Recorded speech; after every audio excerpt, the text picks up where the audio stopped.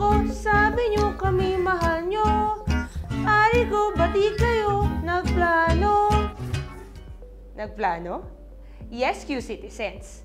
Sa pamamagitan ng family planning, mas magagabayan nyo ang paglaki at pangangailangan ng inyong pamilya mula sa kailan at ilan ang inyong magiging anak.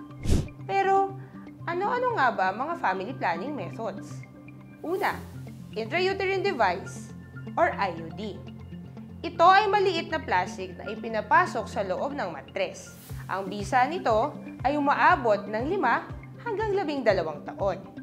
Pangalawa, implant na kasing liit ng mitsa ng posporo na itinutusok sa ilalim ng braso, pero 99% effective at mabisa ng 3 hanggang 5 taon. Pangatlo, ligation. Ito ang permanenteng method na kung saan tinatahi ang fallopian tube ng mga kababaihan. Pang-apat, lactation amenorrhea method.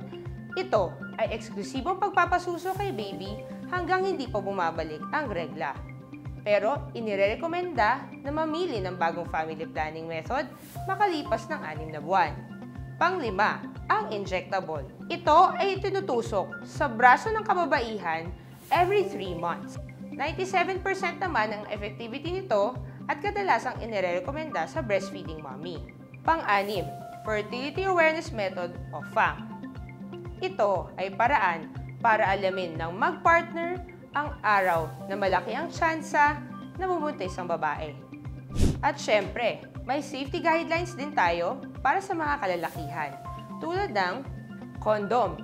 Ang proteksyon na ginagamit ng kalalakihan na 87% effective.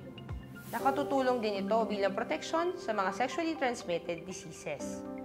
Panghuli, vasectomy. Ito ay isang permanenteng procedure para hadlangan ang paglabas ng sperm. At syempre, Q-Citizens, ang ilan sa aking nabanggit gaya ng pills, injectable, condoms, implant, at IUD ay libre lamang sa ating mga kalapit na health center sa lungsod. Ang vasectomy at ligation naman ay maaaring isagawa sa mga lying-in clinic.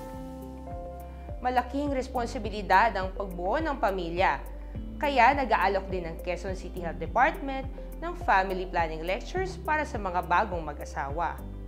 Hindi ito dapat ikahiya dahil mas mabuti na planado kaysa magdusa ang pamilya. Ako po si Dr. Raquel Yangkong na nagsasabing stay safe, Q-Citizens, para sa Healthy QC.